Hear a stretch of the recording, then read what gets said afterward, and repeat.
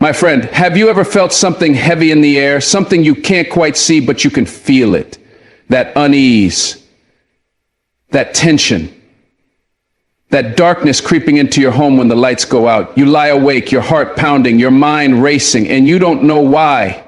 Let me tell you something. There are forces beyond what your eyes can see, and some of them are feeding off the very things you've welcomed into your home. See, the enemy works in deception. He doesn't kick down the door screaming. No. He comes in quietly. He disguises himself. He hides behind what seems harmless.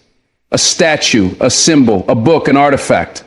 Items that carry an energy, a presence, a doorway to something you never intended to invite. And once they're in, they don't just sit there. They whisper. They plant seeds of fear. They create division. They drain your peace, your joy, your faith. The enemy doesn't announce his arrival with a loud crash or an obvious sign. No, he's far too cunning for that. He enters silently, slipping in unnoticed through small cracks in your life, through the things you ignore, through the things you consider harmless. You see, deception is his greatest weapon. He doesn't need to force his way in. He waits for you to open the door. He waits for you to bring something into your home that carries his influence, and before you know it, his presence is felt without you ever realizing where it started. That's the terrifying part. He moves in the shadows, never revealing himself outright, never making it obvious. You may think it's just bad luck, just a rough season, just a little tension in your home. But you don't realize that something has shifted. The atmosphere feels different.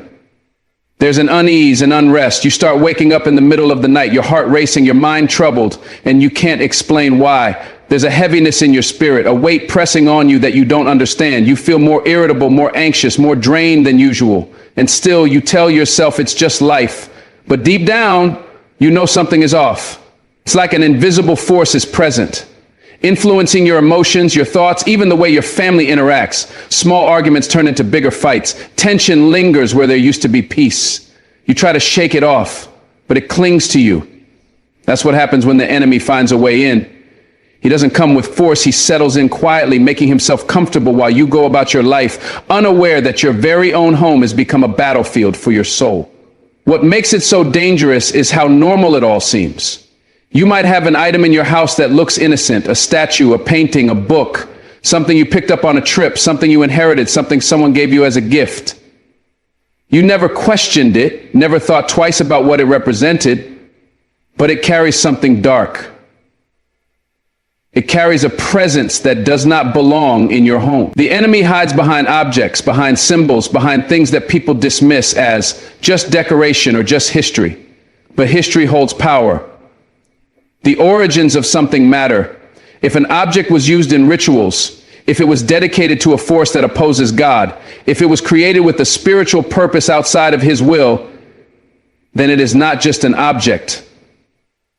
It is a doorway. And the moment you bring it into your home, you are unknowingly allowing an invitation to forces that do not have your best interests in mind. Once the enemy has a foothold, he doesn't just stay silent. He starts to influence. You notice your dreams change. Suddenly you experience nightmares, images that disturb you, things that feel too real. You wake up in a cold sweat, shaken but unable to understand why. You feel like you're being watched, like there's something lurking just beyond your sight. Your mind feels foggy, your energy drained.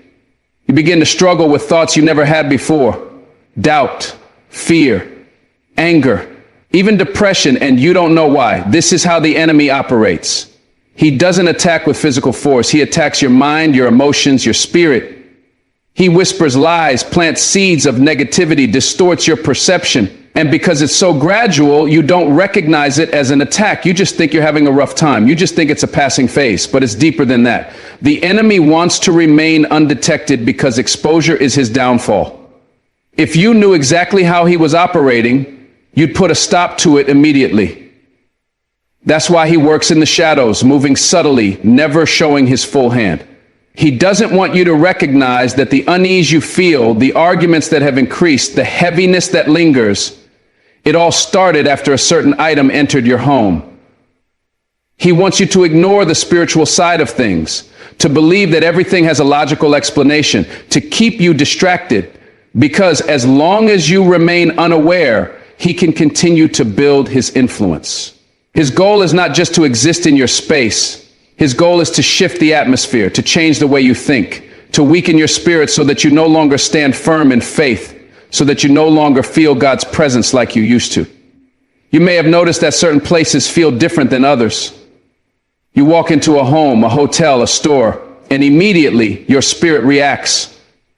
You feel discomfort, unease, like something is wrong, even if you can't explain it. That is discernment. That is your spirit recognizing an atmosphere that is not aligned with God. The same is true for your own home. If you have felt a shift, if you felt that something is off, do not ignore it. The Holy Spirit warns you for a reason. That discomfort, that feeling of heaviness, that inexplicable negativity is a sign that something is present that should not be. You may not see it with your eyes, but your spirit knows. That is why prayer is so important. That is why you must walk through your home and ask God to reveal anything that does not belong. When you pray, you take authority.